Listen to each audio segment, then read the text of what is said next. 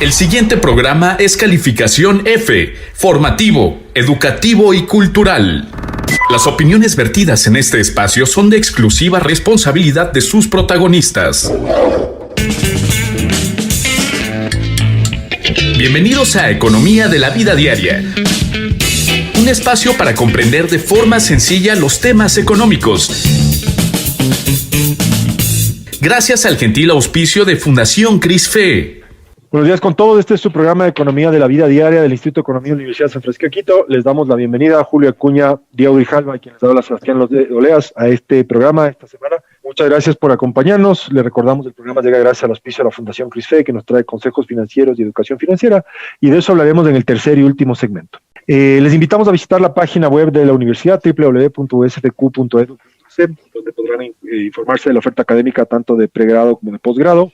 Especialmente nuestra maestría en economía en la pestaña de posgrados.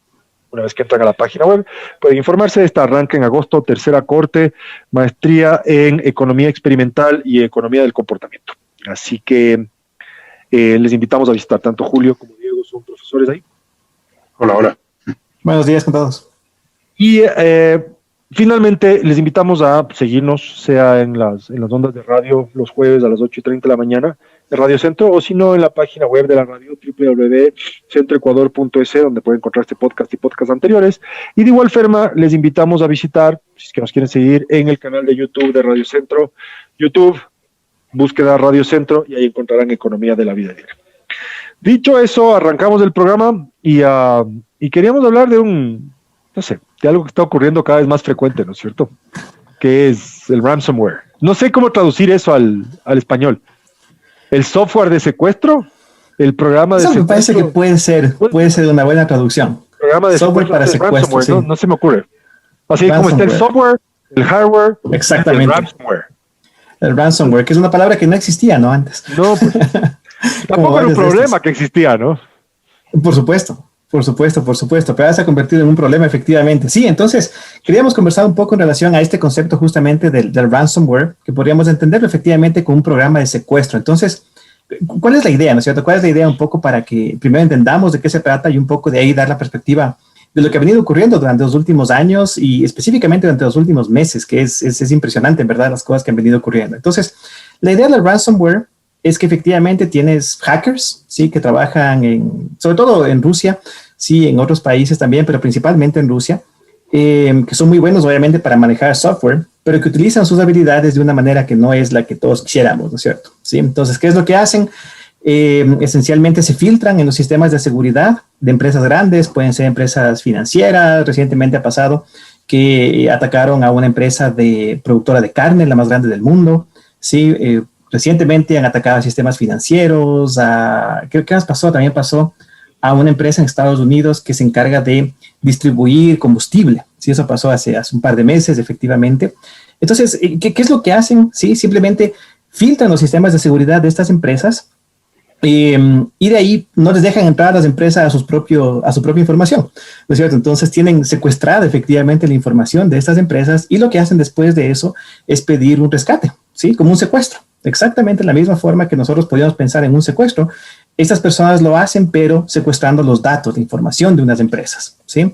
Y claro, ¿cuál es el problema con esto? Que se está volviendo cada vez más frecuente. Entonces, el pasado fin de semana, que es justamente la fiesta de independencia en Estados Unidos, el 4 de julio, ocurrió justamente eso. Estábamos conversando antes del programa, que efectivamente planificaron un ataque a una empresa grande que maneja los sistemas de seguridad de otras empresas, ¿sí? Justamente el 4 de julio, ¿por qué? Porque efectivamente resulta que durante este fin de semana las empresas les mandan a todas sus personas de sistemas a la casa, porque es un feriado, ¿no es cierto?, en Estados Unidos. Entonces es un momento muy propicio para que efectivamente estas personas puedan atacar a estas empresas. Entonces, de nuevo, es algo que está pasando cada vez más. Estaba chequeando un poco los datos de la frecuencia con la cual viene ocurriendo esto.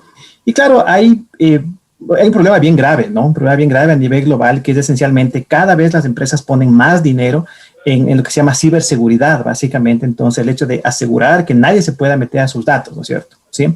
Cada vez las empresas ponen más dinero, cada vez las empresas están más preocupadas, cada vez se dan cuenta de que esto es potencialmente extremadamente costoso, ¿sí? Entonces, cuando una de estos hackers pide un rescate por los datos, no es así $20,000, ¿no es cierto? ¿Sí? Sino que va en el orden de las decenas de millones de dólares. ¿Sí? Y en ese sentido se negocia y es terrible, en verdad. Estábamos conversando que es un modelo de negocio que parece que es bastante, ¿cómo se llama? Y que rinde bastante fruto, ¿no es cierto? Esto, sí, es verdad. lucrativo. Lucrativo es la palabra, exacto. El modelo de negocio también es interesante, porque, o sea, no sé si es que si estamos, o sea, si leyeron la información, pero parece que hay una empresa en Rusia que básicamente diseña este sistema de secuestro, este software de secuestro, pero no son ellos el que lo usan, sino que es como que franquician su producto a otros delincuentes. A otros delincuentes, exactamente. Claro, entonces los delincuentes encuentran, digamos, estas empresas con redes vulnerables, les aplican el ransomware, les encriptan toda la data, porque básicamente eso, ¿no es cierto? Entonces, básicamente yo tengo la llave para poder ser disponible toda tu información. Y en función de lo que obtienen los diseñadores de software, como que aplican un cargo fijo, ¿no? O un cargo fijo o un porcentaje. De lo que puedas obtener. Es interesante, ¿no?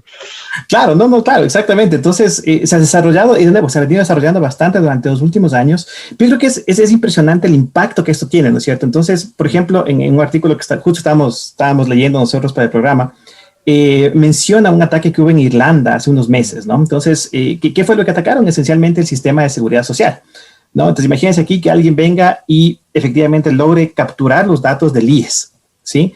Y de pronto el IES no pueda acceder a su información del IES, ¿sí? Entonces, de pronto no tiene idea, ¿no es cierto? ¿Sí? O sea, si es que yo como administrador del IES de pronto no puedo acceder a todo, no tengo idea de qué contratos existen, no tengo idea de cuánto le están pagando, si es que están cumpliendo con sus obligaciones laborales, etcétera, etcétera. No puedo saber absolutamente nada de eso. Entonces, algo así pasó en Irlanda. Al final, la empresa decidió no pagar, ¿sí? No pagar el costo, ¿no es cierto?, del secuestro. Pero ¿qué es lo que decían? Lo que decían es, a ver, o sea, les tocó volver a papel y lápiz, ¿no es cierto? Wow. Sí, entonces a manejar todo con papel y lápiz y andar en los sistemas. Y después de un mes, resulta que todavía no habían logrado regresar al estado normal, ¿no es cierto?, de dar el servicio que daban antes. Entonces es súper costoso también para las empresas de cualquiera de las dos formas, ¿sí? Ya sea que decidan pagar, les cuesta algunos millones de dólares, y si deciden no pagar, pues les toca acostumbrarse a trabajar de una forma en la cual no han trabajado durante, no sé, 20 años quizás. ¿Sí? Solo imagínate la satisfacción de los clientes de la seguridad social, cómo habían estado, ¿no? Terrible, claro, decían que tuvo un impacto gigante sobre el servicio a los clientes, exactamente. Claro, y una de las amenazas que le hicieron era de que iba a revelar la información privada de todos los usuarios. Es que ese es el problema siempre, ¿no? Entonces, no solo que no te dejan acceder a la información, sino que además eso está en algún lado. Lo tienes información, o sea, tienes acceso a toda esa información, y el día de hoy no es tan difícil subir esta información a la nube para que quien quiera lo vea, ¿sí? Y eso también es otro negocio. El vender bases de información con datos de personas, no lícito, pero es otro negocio. Entonces, no solamente entras a robar la información, le bloqueas la información al usuario o al propietario de la información para que no pueda acceder a ella. Y obviamente hay dos formas de ganar. Ok, no me quieres pagar, igual tengo la información y eventualmente la van a vender o la venderán por piezas. No tengo idea cómo funciona el negocio, pero seguramente tener clarísimo en cómo maximizar el retorno de este emprendimiento, ¿no? Claro, y van amenazando a veces, ¿no? Entonces te van subiendo partes de la información, entonces te dicen, a ver, ya no quiero que me pagues tanto, paguen un poquito menos, pero mira, aquí está la muestra de que yo puedo hacer esto. La típica, no sé si ustedes han visto las películas de secuestro, voy a hacerte una prueba de vida, pero como es data. Eso. Entonces, exactamente. Entonces, voy a enseñarte que efectivamente tengo la data. Ajá. Y lo que puedo hacer con ella, ¿cierto? Pero algo que no sé a ustedes si les parece curioso, pero estamos hablando de criminales. El punto es de que, por lo menos de los casos que nos hemos dado cuenta, mantienen su palabra. Porque, qué sé yo, la empresa de carne en Estados Unidos, el pipeline, etcétera, te dicen, te voy a liberar y te liberan. Sí. Porque me parece a mí que te puedes prestar al juego de la extorsión continua. Es un buen punto, me parece, Julio, eso. O sea, yo creo que claro. Delincuentes con palabra, que cumplen su palabra. es lo que te iba a decir. ¿Cuál es su juego en verdad? ¿No? Es importante. O sea, porque no es un juego de una sola ocasión, sino que es un juego repetido, en verdad. Por supuesto. ¿No? Entonces, claro, ¿qué es lo que ocurre? Efectivamente cumplen con su palabra en ese momento, pero claro, resulta que 2 meses después están haciendo otro negocio de algunas otras decenas de millones de dólares, ¿no? Entonces puede ser que igual cumplan, Pero claro, de aquí en 2 meses más van a atacar a alguien más, ¿no? Entonces siguen ganando y siguen ganando cada vez. Claro, pero ahí hay un punto. O sea, ¿qué pasaría? Y volviendo a lo que está planteando Julio, de que son delincuentes que cumplen su palabra. ¿Qué pasaría si no cumplen la palabra y te mantienen secuestrado y te piden más plata? Bueno, básicamente la próxima vez que te secuestren no voy a pagar y nadie va a pagar. Se te acabó el negocio. Claro. Entonces ahí estás estableciendo tu reputación, ¿no es cierto? O sea, básicamente tú pagas, yo te cumplo. Dejas de liberar mi información. Bueno, la próxima vez que secuestro ya no te pago porque sé que no me devuelve la plata y vuelvo a lápiz y papel. Exacto. Pero de nuevo, ¿no es cierto? Es impresionante, creo yo, porque efectivamente vemos el rol, o sea, la importancia que la información tiene ahora, ¿no? Que los datos tienen hoy para el funcionamiento en general de lo que sea que nosotros pensemos, ¿no? Entonces, los ejemplos que hemos dado, piensa en una carnicería. Entonces, resulta que una carnicería, quizás uno podría pensar, puchas, no debería tener demasiados datos, pero no, efectivamente es la carnicería más grande del mundo. Entonces, resulta que todos sus datos de logística, etcétera, proveedores, clientes, todo, ¿sí? Todo eso se llevaron los hackers, ¿no es cierto? Las personas que atacaron, y les tocó pagar $4 millones en ese caso en particular. Entonces atacan eso, sistemas de seguridad social, sistemas financieros. Claro, imagínense, por ejemplo, que de nuevo le ataquen a una institución financiera, por ejemplo, y saquen toda tu información a la luz, ¿no? Entonces, todos los procesos de acceso, por ejemplo, a tu banco y cosas así. Entonces, yo creo que lo que es bien preocupante de esto es que obviamente los hackers siempre están como un paso adelante, ¿no? Claro. Entonces hay todas las medidas de seguridad, hay todos los esquemas de seguridad. Por ejemplo, en sistemas financieros tienes, qué sé yo, los 2 o 3 puntos de seguridad para hacer transferencias, cosas así.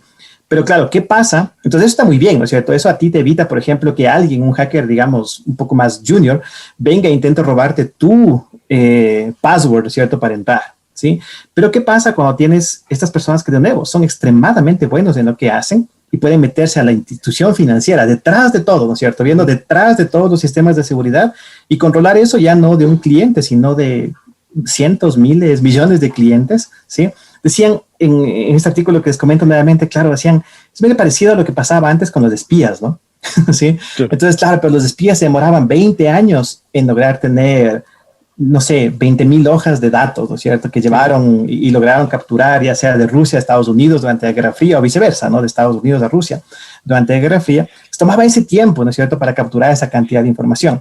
¿Qué pasa ahora? Te metes a la base de datos de una compañía de estas y de pronto tienes 50 millones de información de 50 millones de personas o más. En un par de minutos te llevaste la información de 50 millones de personas, ¿no es cierto? Exacto.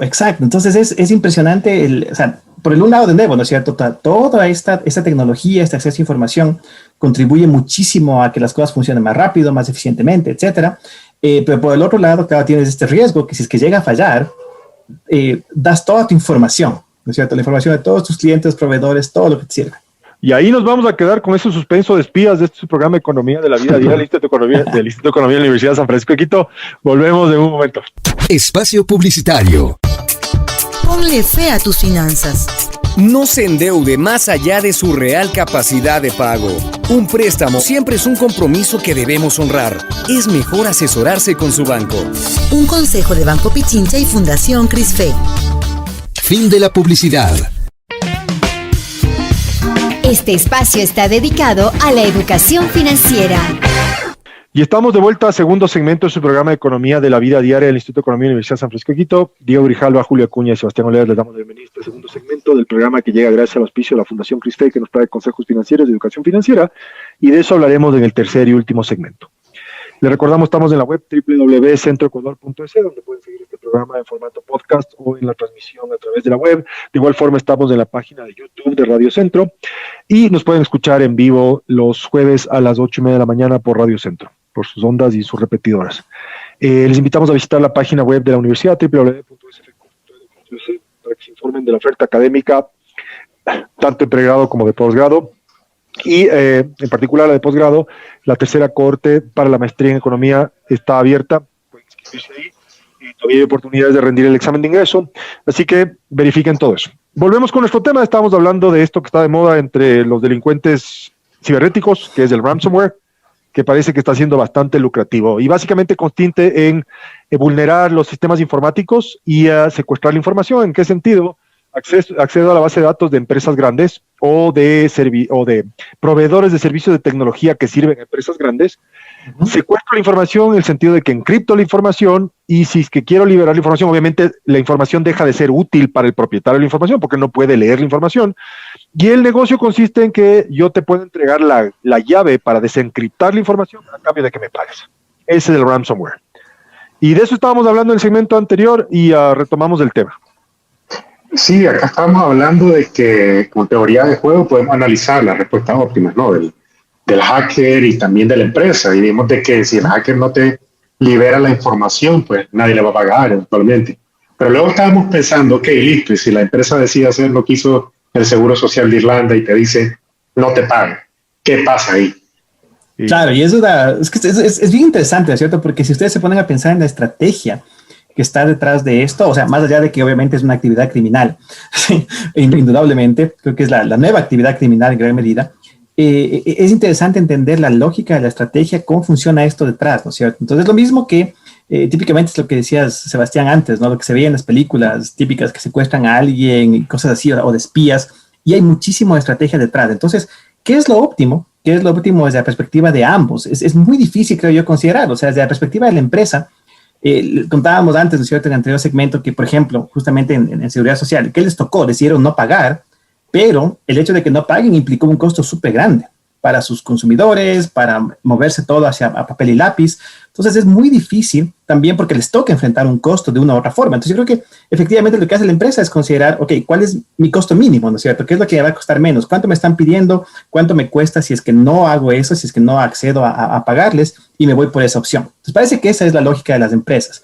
De ahí, en el juego dinámico es donde se vuelve un poco más complicado, porque una vez que efectivamente una empresa decide no pagar, eso podría mandar una señal a las empresas más adelante diciendo, vean, si hay cómo no pagar, ¿sí? Claro. Pero ¿qué pasa, por ejemplo, si tú tienes, no sé, imagínense, por ejemplo, lo que pasó con la empresa en Estados Unidos que se encarga de distribuir combustible. Claro, Claro.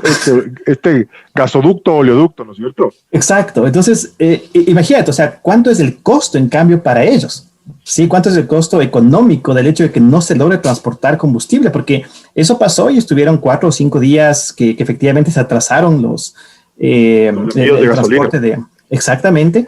¿Y qué fue lo que pasó? Ya había colas, se generó un costo altísimo, cambiaron los precios, o sea, una distorsión gigante en el mercado de combustibles que, claro, dijeron, vean, paguemos nomás y arreglemos esta cosa rápido. Sí, lo que decidimos era que desde la perspectiva del criminal, probablemente para crearse una buena reputación, no sé si es la palabra correcta, o una malísima reputación, lo que le toca es infligir el máximo daño posible. O sea, digamos, para una reputación que sea creíble. No sé si es bueno creíble, o malo, ser exactamente. Creíble. Exactamente. Y ese costo que estás diciendo es interesante, porque también desde la perspectiva del seguro social, si te fijas, tal vez no están internalizando los costos que le causan a sus clientes, porque el tiempo que llegas a perder y todo lo demás, mientras que la petrolera sí. Probablemente porque es más directo, más grande de una, ¿no es cierto? Sí. Pero claro, lo que tú dices es verdad. O sea, ese costo de tiempo que estás gastando de tus empleados, de tus clientes, proveedores, etcétera, se distribuye entre todos, se riega entre todos y probablemente digas, mira tú, o sea, todos estamos pagando algo, ¿no es cierto? Entonces ya, qué pena, ¿no es cierto? Pero no, yo como empresa no estoy pagando los millones de dólares que me hubiese costado esto, ¿no? Y claro, y voy a ir una vuelta adicional a eso. Asumo que el seguro social en Irlanda es un monopolio, así que al final del día da lo mismo si destruyen tu reputación, tus clientes no pueden irse a ningún lado. Igual no pueden irse a ningún lado. Exactamente, van a tener un montón de clientes insatisfechos, enojados, pero no vas a perder clientes. Tú dices, pero no ha cambiado nada. No ha cambiado nada. No, es verdad. Es verdad. Entonces, pero entonces me parece que es distinto. Si tienes competidores a los que eventualmente no les están atacando y te infligen el máximo daño, ahí sí ya te pega directamente en tus beneficios. Entonces, eventualmente ahí sí vayas a balancear en pago o no pago, ¿no es cierto? Claro. Ahí sí vas a asumir la totalidad del costo, pero si es que puedes distribuir tu costo o tus pérdidas entre todos estos giles de la seguridad social, incluyéndonos nosotros en claro. Esta opción. Bueno, sí, nos secuestraron la data. No pasó nada. No pasó nada, exactamente. Exactamente. Pero mira, yo creo que ese punto que tú dices, Sebastián, es muy válido porque efectivamente tú ves justamente más ataques, en verdad, a empresas, ¿no es cierto? Sí, a empresas que es interesante porque tienes también esta dimensión de en qué medida, por ejemplo, estos ataques no son simplemente, digamos, un secuestro, que uno podría pensar un secuestro como algo muy individualizado, ¿no es cierto? Sí, entonces lo que quieres es plata y nada más, ¿sí? Pero claro, cuando ya lo piensas, por ejemplo, un ataque de esta naturaleza a una empresa que se encarga de transportar combustible, estás atacando la infraestructura de un país, ¿sí? Entonces resulta que tienes una dimensión adicional por encima de todo esto que es un poco más compleja, que te dice, a ver, ¿qué pasa si es que efectivamente estas empresas están localizadas en Rusia? Y Rusia, de lo que se sabe, no es que necesariamente esté financiando, de nuevo, ¿cierto? Con Putin uno puede esperar cualquier cosa, ¿verdad? O sea, pero hasta a lo donde mejor se sabe, no está financiando, pero tampoco les está impidiendo el negocio, ¿no? pero tampoco les impide, exactamente, Claro. tampoco les impide el negocio. Y efectivamente estas empresas, muchas de estas están localizadas en Rusia, están atacando principalmente a Estados Unidos. Claro. ¿Por qué principalmente Estados Unidos? Porque ahí está la plata, ¿no es cierto? Sí, entonces es la razón principal por atacar a Estados Unidos. Pero, de nuevo, ¿qué pasa en el momento en que esto ya se vuelve no solamente como un secuestro, ¿no es cierto? Que es un tema estratégico entre dos individuos, digamos, esto sería entre dos empresas de diferentes países, sino que se escala a una situación en la cual tú dices, mira tú, o sea, esta empresa que está localizada en Rusia está atacando a Estados Unidos, a la infraestructura de Estados Unidos, ¿sí? ¿Por qué? Porque el gobierno ruso le está permitiendo que haga su negocio, ¿sí? ¿Qué pasa en ese momento? Entonces, por ejemplo, con este último ataque que hubo justamente el anterior fin de semana, el presidente Biden, o sea, le preguntaban, ¿qué pasó? ¿No es cierto? Porque en la última reunión que tuvieron con Putin, Biden le dijo, ya, pues, o sea, dejen de hacer esto, ¿no es cierto? Dejen de permitir que efectivamente hayan estos ataques en todo el mundo, no solamente pasa en Estados Unidos, pero principalmente en Estados Unidos. Y un mes después, ves de nuevo lo mismo, Claro. ¿sí? Entonces, claro, estaban diciendo, ¿y qué va a pasar? Y, no sé, bueno, la respuesta de Biden fue más o menos, Estados Unidos va a responder. ¿Qué implica eso? No sabemos. Pero se vuelve algo más problemático todavía, Claro. ¿no es cierto? Pero es complejo, ese mensaje a mí me pareció curioso, porque yo diría, ok, todos los jugadores están informados, son sofisticados, saben qué está pasando. ¿Crees que Biden necesita mandar una amenaza, sabiendo de que esas capacidades de ataques cibernéticos de Estados Unidos son las más fuertes que hay en el mundo? No entendí bien ese mensaje. Yo lo leí, me quedé, ¿a quién me está mandando este mensaje? Sí, o sea, me parece que le cogieron con la pregunta un poco en curva, ¿no es cierto? Sí, claro. A Biden, entonces no tenía una buena respuesta, pero claro, obviamente tampoco puede decir no vamos a hacer nada porque se está volviendo algo mucho más común, ¿no?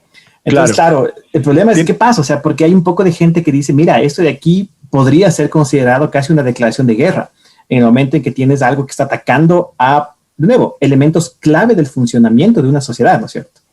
Yo ahí creo que el mensaje de Biden obviamente no era para los rusos, porque seguramente a los rusos ya les están pegando por otro lado.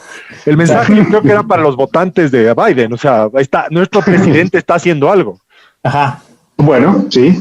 Y algo que leía yo a propósito de ese ransomware era que muchas de las empresas no cuentan que han sufrido ataques de ransomware, porque primero que es vergonzoso, y segundo que muestra sus vulnerabilidades y asalta dudas sobre los inversores, sobre efectivamente cuánto cuidan tu información. Entonces puede hacer que tu empresa pierda valor también. Entonces prefieren guardar estas, digamos, tipo de ataques bajo la alfombra. Y eso al final del día también le beneficia al secuestrador, pues. Porque es como que no hubiese pasado nada. O sea, esto como que igual te pegué, pero te quedaste calladito. Entonces voy a seguir pegando porque no te conviene que sepan que te estoy pegando. Claro. Claro, no, y de nuevo, ahí da espacio justamente para este chantaje que viene ex post. Claro. Entonces, a ver, ¿no quieres pagarle? Aquí está un poco de información. Claro. Mire. Pero también para la contratación de servicios de ciberseguridad. Claro, mejora el negocio mejora esa rama de negocio, ¿no es cierto? Estos ataques cibernéticos promueven otro tipo de industria. Ahí el plot twist es de que el que te secuestra es el que te vende el software de seguridad luego. Tipo vacuna. Hay cierras del negocio completo. Hay cierras, claro. Que te creas tu propia demanda. Claro. Solamente, y para cerrar el segmento, iba aquí un dato así de cultura popular. No sé si ustedes se acuerdan de una película a principios de los años 2000 que se llamaba Pez de Espada, Swordfish. No, con John Travolta y Jackman. Y la escena inicial era John Travolta diciendo cómo haces que la gente te crea Entonces, básicamente tienes que ser muy trateal cuando secuestras personas. Entonces, no voy a dañarles para que les... pero tiene que ver con ataque de ciberseguridad. Supuestamente es un robo a banco, pero no es el robo al banco. Lo que importa es robarse las claves para acceder a las cuentas de todos los clientes. Pero les invito a que vean esto. Es una película de principios de los años 2000. ¿Sí? Otra bolsa se llama Swordfish, Pez de espada. Y con eso nos vamos a la segunda pausa del programa. Llega gracias al auspicio de la Fundación CRISFE. Este es su programa de Economía de la Vida Diaria del Instituto de Economía de la Universidad de San Francisco de Quito. Ya volvemos. Espacio publicitario. Ponle fe a tus finanzas. Con ahorro y planificación logras tus metas. Una meta financiera es un deseo que se quiere alcanzar, como una casa, un negocio propio, el auto, estudios. Para cumplir cualquier meta, primero organice sus finanzas. Un consejo de Banco Pichincha y Fundación CRISFE. Fin de la publicidad. Este espacio está dedicado a la educación financiera. Y estamos de vuelta al tercer y último segmento del programa que llega gracias al auspicio de la Fundación CRISFE, esto Economía de la Vida Diaria del Instituto de Economía de la Universidad de San Francisco de Quito. Llegamos con consejos financieros. Julia Acuña, Diego Grijalva y Sebastián Oleas les damos la bienvenida a este segmento. El segmento es corto y simplemente es un mercado de la conciencia, un mensaje a la conciencia. Si suena demasiado bueno para ser verdad, no es verdad. ¿Y a qué me refiero? A esta historia de Don NASA en Quevedo. ¿Sí? Big money. Big money. Este esquema que usted entregaba cierta cantidad de fondos, $300 era lo mínimo que podía entregar, y a la semana le devolvían 90% de su inversión. Es decir, usted entregaba 300 y en intereses le devolvían $270. ¿Creen ustedes eso posible? O sea, bueno, ¿qué opinan ustedes? ¿Entregarían su plata ahí ustedes? Jamás. No. Muy bien. O sea, a menos que seas... Pero lo dudaron porque suena tentador, 90% el primero de la pirámide. Es que claro, a menos que seas el primero de la pirámide, ¿no es cierto? Exactamente. Entonces, claramente el negocio de este señor huele a un esquema piramidal, ¿no es cierto? ¿Cómo funciona esto? Totalmente. Voy captando nuevos depositantes y pago a los antiguos depositantes sus intereses en función del capital nuevo que me va entrando. Entonces, esto va a funcionar en la medida en la gente siga trayéndome plata. Pero como todo esquema piramidal, en algún momento algo falla o empieza a oler feo y los depositantes dejan de llegar y me dejan de pagar los intereses. Pero ya no hay capital, mi capital ya no está porque no está invertido en ninguna parte porque sirvió para pagar los intereses de personas que quizás ya se retiraron de la pirámide. Entonces aquí el mensaje es, y estuve buscando un poco, tratar de informarme para ver cuál era el retorno, digamos, en narcotráfico, tráfico de animales, tráfico de personas, pero no encontré en la web. Yo imagino que las tasas de retorno ahí deben ser bien elevadas, pero también el riesgo es gigantesco. Claro. Aquí hay una regla súper sencilla que dice, a mayor retorno, mayor riesgo. Entonces solo imagínense a alguien que le paga en una semana 90% de interés. ¿Cuál es el riesgo que está cumpliendo su depósito, está recibiendo su depósito? Entonces ese es el mensaje que les quería dejar. Si es demasiado bueno para ser verdad, es porque no es verdad. Si suena muy bien para ser verdad, es porque no. Exactamente, no es verdad. No, entonces no mejor estar de lejitos. No entregue sus ahorros, ganar plata lleva tiempo, sea más paciente, ¿sí? Entonces cuide sus recursos. Este es el programa de Economía de la Vida Diaria del Instituto de Economía de la Universidad de San Francisco de Quito. Diego, Julio, muchísimas gracias. El programa llegó gracias a la Fundación CRISFE. Gracias. Nos vemos la próxima semana. Chao. Hasta luego. Hasta luego. Acabamos de escuchar Economía de la Vida Diaria, gracias al gentil auspicio de Fundación CRISFE.